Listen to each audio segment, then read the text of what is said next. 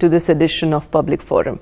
In today's edition, we are going to talk about the climate change talks. For over 2 decades, the world has been debating climate change, and a lot has changed in these decades. The greenhouse gas emissions have increased, with China overtaking the US as the world's largest emitter. The differences between the developed and the developing nations over reducing their carbon emissions have narrowed.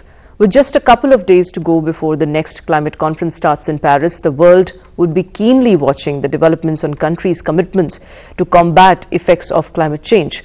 Also, the participants realize that nothing less than the future of our planet is at stake. So what all can be expected at the Paris summit? We talk about it in today's edition of Public Forum.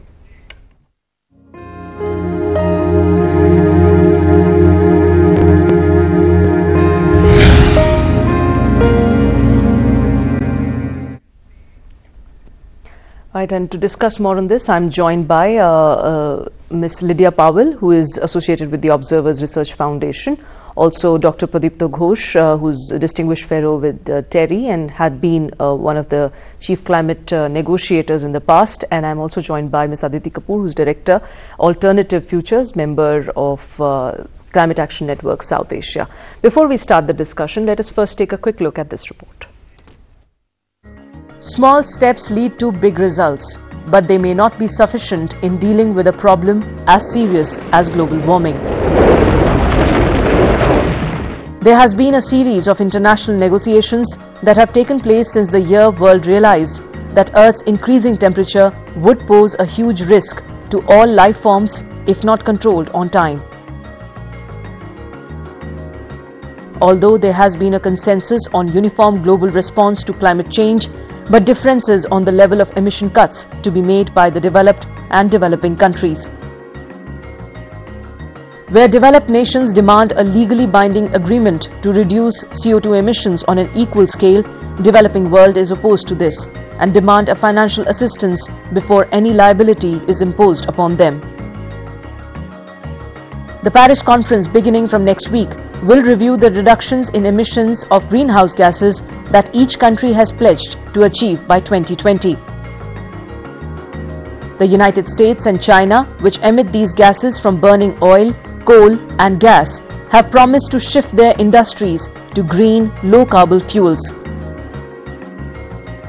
The 2009 climate talks in Copenhagen stalled over disagreements between developed and developing countries over how the burden of cuts should be distributed.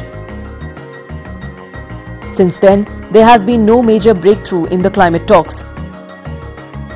Whether or not the countries reach an agreement in Paris, it is clear that the next 10 years are crucial for reducing carbon emissions.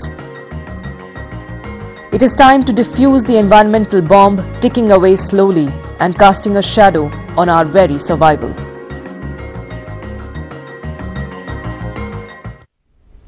So in many ways, a lot of expectations are there around the Paris conference, but one will have to certainly see as to how easy would it be for these countries to really achieve those targets and to strike a very balanced deal. Now, Dr. Pradipto Ghosh, a very basic question here. Can there be certainly a balance that one can sort in any deal or any agreement that probably can be reached upon at in Paris? Well, let me try to put the divergences between the developed and developing countries in a nutshell. For the developing countries, the 1992 UN Framework on Convention on Climate Change and its principles, they are the bedrock and in a sense the gold standard of what a future climate agreement must be consistent with and must conform to. As far as the developed countries are concerned, they perceive that the world has changed since 1992 and they would like to dilute the principles and provisions and especially the differentiation in responsibilities of the developed and developing countries. And this is the major source of the clash, and I think let us clearly understand that while the broad context is environmental, it is addressing climate change, but every country delegation in the negotiations is actually also very much concerned about protecting its economic turf, its economic potential and its competitiveness. And ultimately this is really the mother of all economic negotiations, which is why there is such a strong divergence of views between developing and developed countries. The developed countries wish to take back the competitiveness which developing countries have seized over the years.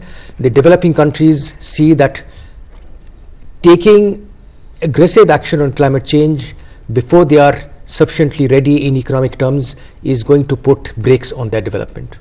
So these are very wide divergences, and it is not going to be easy to bridge them. But are the concerns from both sides, can they be seen at equal, at an equal magnitude, or do you think that the developing nations and their concerns are much higher than that of the developed countries? I would say that the concerns of the developing countries are far more important in the current context. Not only are they large in numbers, it's almost 3/4 of the world, and the difference between the development status of the developed and the developing countries is very significant, and it's growing. The gap is growing. So I would say there is much more at stake for developing countries than the developed countries. They have peaked in terms of economic growth, and the only way they can go is down, and that is not the case for developing countries. Okay, Aditi Kapoor, what is your take on the fact that countries are not going there just like that? They have announced their INDCs too, and it was something which was seen as a very crucial exercise ahead of this summit. But do they seem more empowered and more, I would say, more prepared this time as compared to the 2009 Copenhagen summit or the others in the past? I think in 2009 also the countries had their own lines which they were going to hold on to at the negotiations. The difference of course is that now a lot of it is in black and white, and that is what the INDCs have done. So I think over 173 countries I think have submitted their INDCs. So which means for the first time everybody can see what the other country is going to put on table. So in that sense, yes, I would say that that preparation is probably more visible today than it was in 2009, but that is neither here nor there in terms of what the final outcome is going to be. When the preparations are there up to the mark, Dr. Ghosh, then why is it that we haven't been able to strike a deal yet? And why is it that every conference comes up with so much hopes? And since you say that this is a very, very crucial, one of the high priority economic conference too in a way, then why is it that we haven't been able to strike a deal yet? Well, because the economic interests of developed and developing countries are highly divergent, and the UN Framework Convention on Climate Change, which the developing countries, they seek that any agreement which is reached in Paris or any future evolution of this agreement must be consistent with the principles and provisions of the UN Framework Convention on Climate Change. They see that this will preserve their economic space, and they perceive that the demands of the developed countries would squeeze their economic space. And this is why, and of course the developed countries perceive that major emerging economies, China, India, Brazil, Mexico and so on, that they have emerged as major economic competitors, and they would also like to address the fact of the question of economic competitiveness through the climate change agreement. So the point is that it's the sheer diversity, it's the sheer divergence, scale of divergence of economic interests that makes agreement so difficult. But sir, in what manner do you see that this conference is going to be different from what we have seen in the past? Are there some indications of the sort? Though there's a lot of optimism from all the corners that one hears, one may also say that there's a lot of focus now on this summit, even from the media's side. But do you see there's a lot of optimism around this summit this time as compared to what it was in the past? I can see that there is better preparation, including by the hosts, France. So they would have undertaken the necessary diplomatic exercise to try and understand the positions of different countries. They would have also undertaken some formulations of language which maybe they are keeping up their sleeve for the moment with respect